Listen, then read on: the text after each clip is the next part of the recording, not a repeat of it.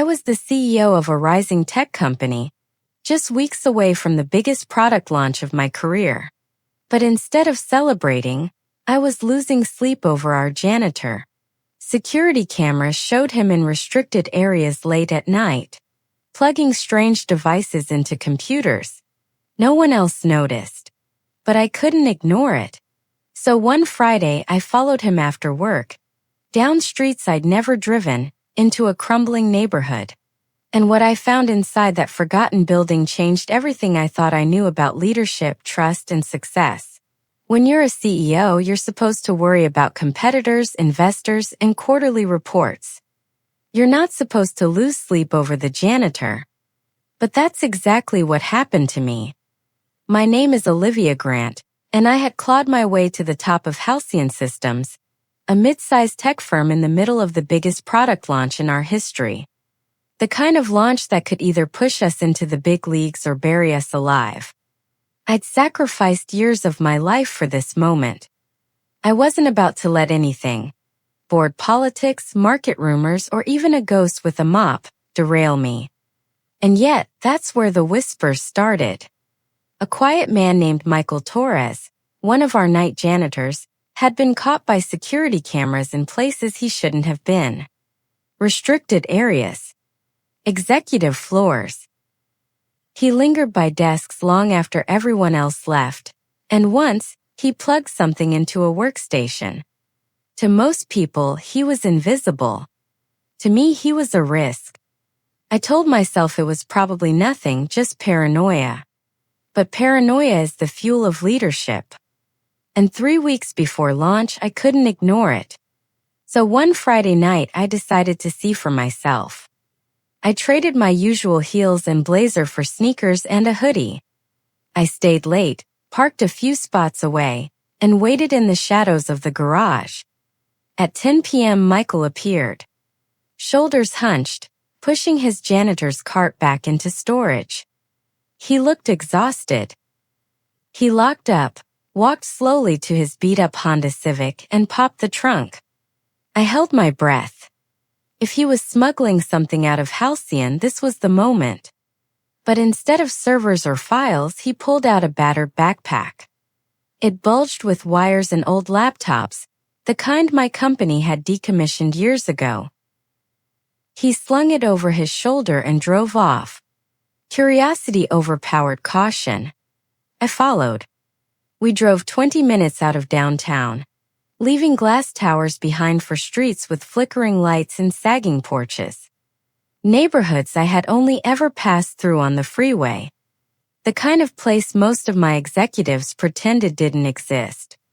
Finally, he pulled up to a crumbling brick building with a faded sign, East Side Community Resource Center. The parking lot was cracked, nearly empty. Weeds sprouted through the asphalt. The building looked abandoned, until Michael unlocked the side door and disappeared inside. I parked at the edge of the lot, slipped out, and crept toward a dusty window. What I saw stopped me cold.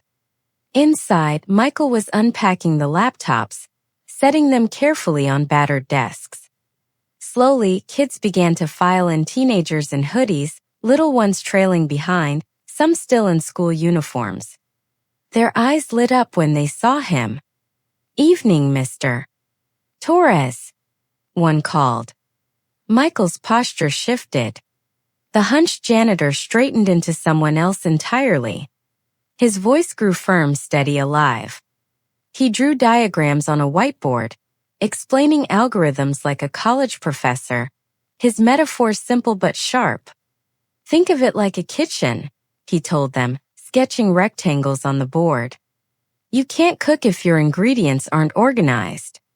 Same with code, set it up right and everything runs smoothly." The kids laughed, tapped away on keyboards, and leaned closer to learn. I blinked at the laptops. They were ours, discarded Halcyon machines, reborn under Michael's hands. One girl raised her hand. "Could we use this for the food pantry inventory?" Michael smiled warmly. "Yes, Sophia. That's exactly the kind of real problem we solve." The room buzzed with energy. They weren't playing games. They were building. I stood frozen, heart pounding. The man I thought was stealing from me was giving back more than I'd ever imagined. When the class ended, the kids left clutching laptops like treasures, their laughter echoing into the night. Michael stayed behind, carefully coiling wires, packing up chargers with the same care our engineers used on million-dollar prototypes. I should have left then. Driven home. Closed the file in my head. But I didn't. Because deep down I knew. This was only the beginning. I lingered outside longer than I should have, my sneakers crunching gravel as I tried to steady my breath. The kids were gone, the laughter had faded, and Michael was carefully zipping his backpack. That's when I heard it. MS. Grant. I froze. His voice was quiet but sharp enough to cut through the night. Michael stood in the doorway, shadow stretching long across the cracked concrete. His eyes weren't hostile, but they weren't warm either. Just guarded. I straightened, forcing my CEO voice into place. Michael. I was passing by. His brow lifted slightly, disbelief flickering in his expression. Not many executives pass through East Side at 10 p.m. I opened my mouth, but nothing coherent came out. My instincts, sharpened by years of boardroom battles, reached for the offensive. What exactly are you doing here? Using company property for side projects. His jaw tightened. For a moment, something raw flashed across his face. Hurt, maybe even anger. But it was gone as quickly as it came. Those laptops were headed for the dumpster. I fixed them. The kids need them. And you're qualified to do this because? The words came out sharper than I intended. He exhaled slowly, like someone who had carried this conversation too many times already. Good night, MS. Grant. And then he walked past me, backpack over his shoulder, not even glancing back. His footsteps faded into the night, leaving me standing there, unsettled. I told myself to drop it. He wasn't stealing. He wasn't selling secrets. He was teaching. And yet, the way he'd looked at me, as if I was just another suit ready to dismiss him, gnawed at me. The next morning, I gave in to the part of me that couldn't let go. I called in a favor from our head of security. By noon, a thick file sat on my desk. I opened it with the same nerves I usually reserved for investor reports. Michael A. Torres, Senior Systems Architect. Zenith Technologies. I blinked. The name was on patents I recognized, patents Halcyon had acquired years ago when we bought Zenith's framework. His fingerprints were on the very code we were now building on. I flipped the pages faster. Articles. Conference photos. Then the fall. 5 years ago, Michael had blown the whistle on a dangerous shortcut in Zenith's medical software. The flaw could have put patients at risk. He had raised alarms, pushed management to fix it. Instead of thanking him, they branded him a liability. He was fired, his reputation shredded with whispers of incompetence. Blacklisted from the industry he had helped shape. And then came the personal tragedy. His wife, Elena, passed away after a long battle with cancer. Left alone with a young daughter, he took whatever work he could find. I sat back in my chair, the city skyline blurring behind the glass. My stomach twisted. This wasn't the story of a thief. It was the story of a man buried alive by the very system I had dedicated my life to climbing. But one thing still nagged at me. Why stay silent? Why push a mop through my office halls instead of fighting to reclaim his place? I closed the file and whispered to myself, "What are you hiding, Michael Torres?" Because part of me still wasn't ready to believe a man could lose everything and simply choose to rebuild in the shadow. And by the way, if stories like this surprise you, if you love discovering the hidden truths behind ordinary lives, hit that subscribe button. There are more stories like this coming. The file on my desk should have been enough. It answered the questions, filled in the blanks, and explained the shadows. But it didn't silence the unease twisting in my chest. If anything, it made it worse. So the next evening, I drove back to the East Side Community Resource Center. This time I didn't hide in shadows. I walked through the front door. The place smelled faintly of old paper and disinfectant. At the desk sat a silver-haired woman with kind eyes and glasses low on her nose. She looked up startled. "Evening," she said cautiously. "Can I help you?" I hesitated before speaking. "I'm Olivia Grant from Halcyon Systems." Her eyebrows shot up. "The CEO?" I almost laughed. Here, in a building with peeling paint and flickering lights, the title sounded absurd. "Yes. But I'm not here officially. I wanted to see what happens here." Her face softened. She rose, extended her hand. "I'm Mrs. Alvarez, director of this center. Michael mentioned you once, though not by name. Come, let me show you." She led me down a narrow hallway lined with children's drawings. Robots, rockets, families. Words scrawled in bright markers. "We can build anything." We paused at a doorway. Inside, Michael stood before a whiteboard, sleeves rolled up, marker in hand. His voice carried with a quiet authority. "Remember," he said, sketching boxes on the board, "computers only follow instructions.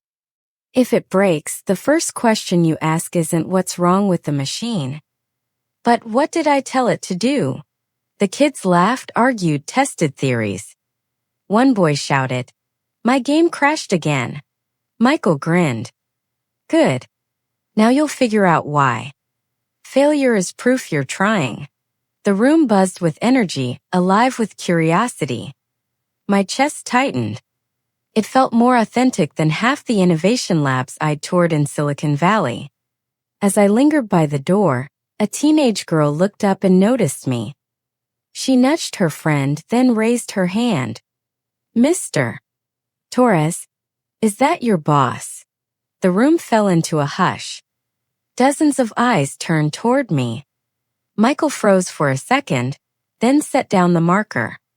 "This is Ms. Grant. She works at Halcyon." His tone was measured, carefully avoiding the word CEO. The kid smiled politely, but I felt heat crawl up my neck. For the first time in a long time, I was the outsider in the room. After class, while the kids crowded around Michael with questions, Mrs. Alvarez guided me onward. She opened another door to a smaller room, where younger children tapped at refurbished laptops. In the corner, Michael crouched beside an elderly woman, patiently guiding her through a video call. "This button," he said softly, "will let you see your grandchildren." A moment later, her screen lit up with smiling faces thousands of miles away. Tears streamed down her cheeks. She whispered blessings in Spanish. Michael stepped back, letting her bask in the moment, expression tender but quiet. Mrs. Alvarez leaned close to me. Before Michael came, we were barely keeping the lights on. Old machines, broken chairs. Now, these kids believe in themselves because he believes in them. He's given us more than money ever could. I swallowed hard, throat tight. On the drive back, I replayed the night in my head. The laughter of the kids. The joy on the grandmother's face. Michael's calm presence at the center of it all. And the truth struck me with the force of a confession.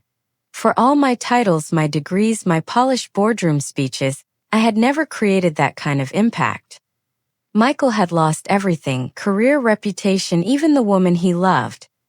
And yet, from the ruins, he was building something greater than I ever had. Service. Hope. Second chances. And it left me wondering whether, for all my success, I had been chasing the wrong kind of architecture all along. 3 days before launch, Halcyon was burning. The system, our boldest product yet, was crumbling under load tests. Servers buckled, integration layers collapsed, and every fix we tried created 3 new problems. Engineers barked over one another, code scrolled across screens in frantic bursts, and whiteboards filled with diagrams that led nowhere. The CFO paced like a caged animal. If we delay, we lose investors. The VP of product snapped back. If we release broken, we'll be sued out of existence. Our legal counsel muttered, either way, it's disaster. I tried to keep my voice steady.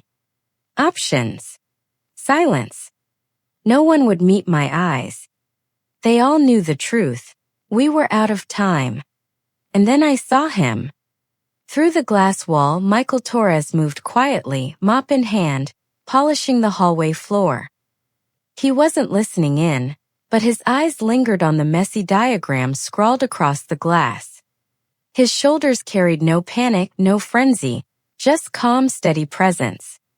Something in me snapped. I pushed back from the table. Michael, I called. Can I see you for a moment? Gasps rippled around the room. The CTO looked at me like I'd lost my mind. Summoning the janitor during a crisis? I ignored them, pulling Michael into my office. My hand shook as I pulled up error logs. You worked on the original framework this system is built on, didn't you? He hesitated. You've been digging. Yes, I said quickly. And right now, I don't need a janitor. I need the man who wrote this code. Can you help us? For a moment, I thought he'd refuse. Then he exhaled. Show me the data. He slid into the chair like it belonged to him. The janitor melted away. The architect emerged. His eyes darted across the logs, fingers flying over the keyboard. 10 minutes passed in silence, broken only by the clicking keys. Finally, he leaned back. It's not your integration layer. It's memory allocation. The patch you're using is bleeding resources under load. It's the same flaw we fought at Zenith. You're treating the symptom, not the cause. My heart pounded. Can it be fixed? Yes, he said slowly. But I'll need full access. When we walked back into the war room, heads swiveled.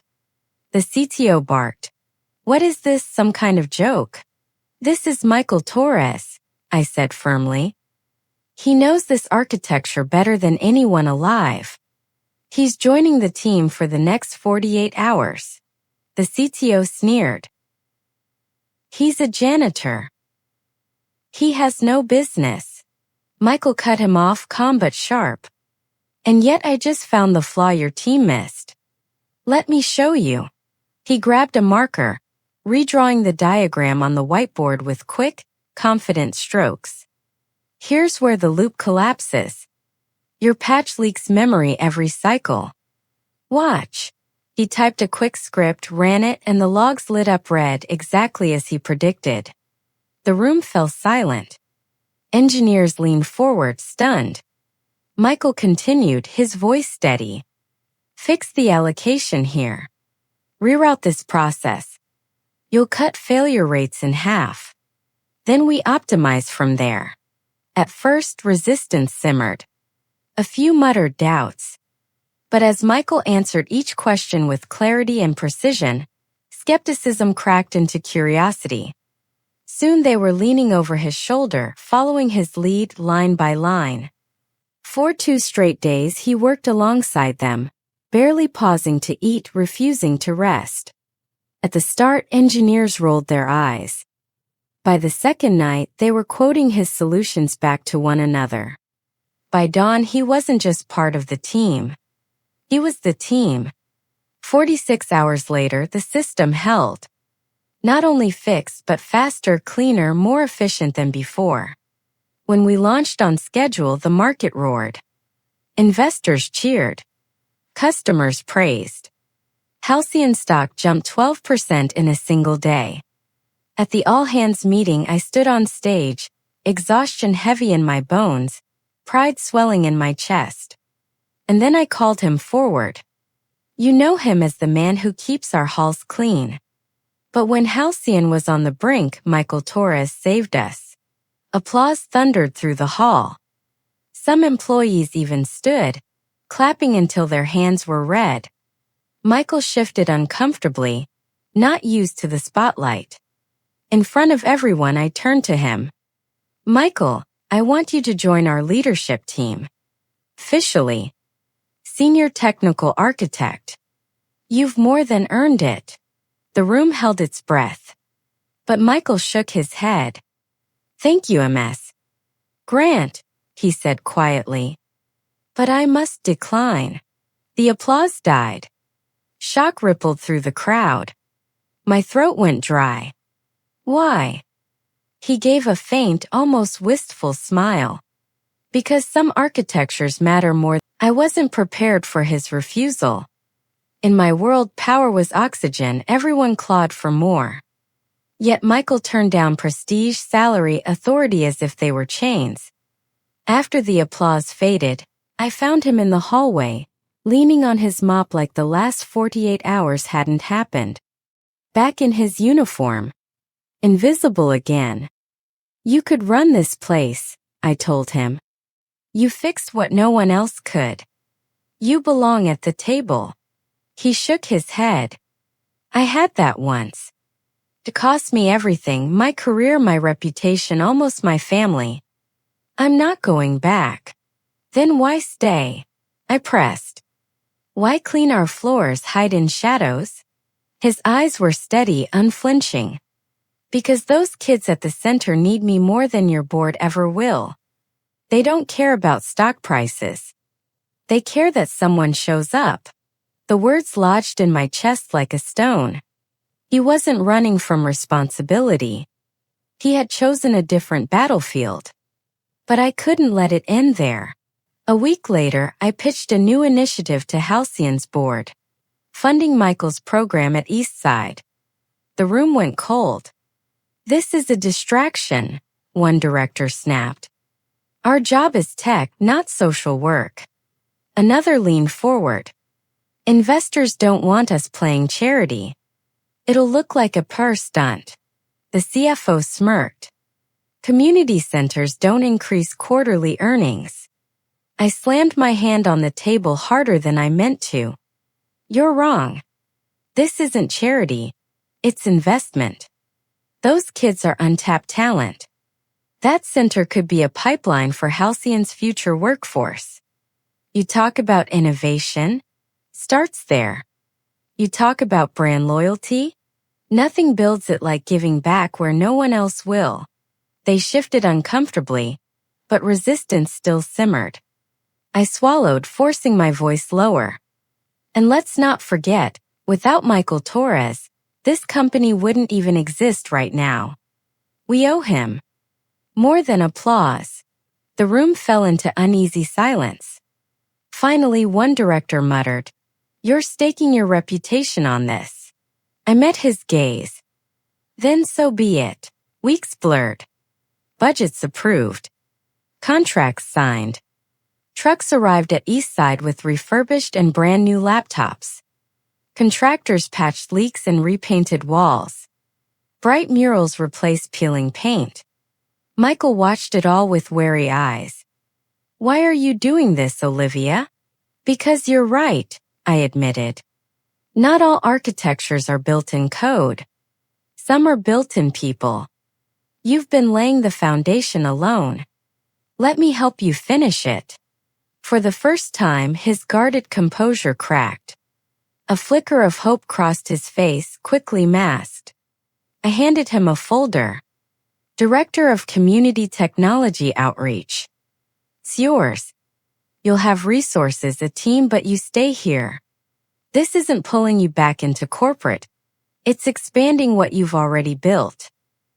He took the folder slowly, as if it might vanish. His lips parted, but words failed. Finally, he whispered, Thank you. The transformation rippled fast. Halcyon engineers volunteered on weekends, guiding students through coding projects. Parents dropped by, curious at first, then grateful. Even some of my most cynical executives admitted they'd never felt so connected to real impact. I brought my son Ethan one Saturday. At first, he dragged his feet, muttering about boring work stuff. But then he met Maya, Michael's daughter. Within minutes, they were racing through coding puzzles, laughing like they'd known each other for years. I stood back, watching my son glow with confidence I rarely saw at home. Michael leaned beside me. "Your boy has a gift. Spatial reasoning. He solved that puzzle faster than some of my older students." Emotion tightened my throat. My son, who had always felt alienated from my corporate world, finally belonged somewhere. That night, Ethan couldn't stop talking on the ride home. About the games, about Maya, about how he wanted to come back next week. For once, he was excited about something I understood. And I realized, this wasn't just about saving a company. It was about saving futures. Theirs, maybe even mine. By the end of that month, the East Side Center no longer felt like a crumbling afterthought. It pulsed with life. And for the first time in my career, I felt like Halcyon wasn't just chasing profits. We were building something that mattered.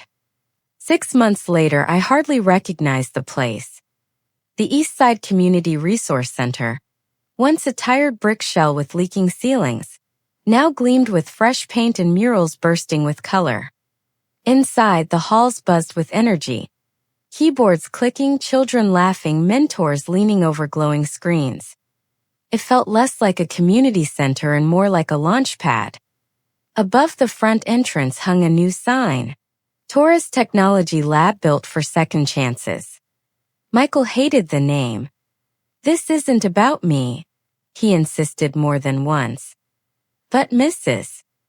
Alvarez and I overruled him. Because while Halcyon had provided the resources, it was Michael who had given this place a soul. That evening, families, volunteers, and students crowded the main hall for the dedication. Kids presented apps they had built, simple games, budgeting tools, even a food pantry inventory system. Parents snapped photos like proud paparazzi. My executives, once skeptical, now mingled with the community as if they'd belonged there all along. Then came the moment Michael never saw coming. A group of students carried out a wooden plaque, hand-painted in bright colors, uneven letters spelling, "For the man who believed in us before we believed in ourselves." Michael froze. His hands shook as he accepted it. His usual composure cracked, and tears slipped down his cheeks despite his attempts to hide them. The applause wasn't corporate, polite, or restrained. It was raw, joyful, thunderous, an avalanche of gratitude. I watched him standing there, surrounded by children who saw him not as a janitor, not as an architect, but as a hero. Later, after the crowd dispersed, we stepped outside. The summer air smelled faintly of rain and street food from a vendor down the block. Ethan and Maya ran ahead, plotting another coding project like old friends. Michael leaned against the railing, the plaque still in his hands. "I never wanted this," he murmured. "Spotlights, titles. All I wanted was to make sure these kids had what I didn't. Someone who believed in them." I studied him, the man I had once suspected of betrayal, now reshaping what success meant. "When I followed you that night," I admitted, "I thought I was protecting my company. Turns out, you were the one protecting what mattered." He smiled softly. "Some architectures can't be written in code."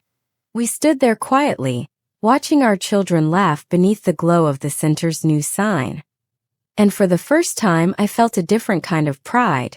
Not the pride of rising stock prices or investor applause, but the pride of knowing Halcyon was building something that would outlast us. This wasn't an ending. It was a beginning. For Halcyon. For Eastside. For Ethan and Maya. And perhaps for me and Michael too. Michael's story reminded me, and maybe it reminds you too, that success isn't always written in resumes or titles. Sometimes the people we overlook carry the greatest lessons. If this story touched you, stick around. Subscribe, and you'll hear more stories that reveal the extraordinary inside ordinary lives. Because second chances aren't just for him, they're for all of us.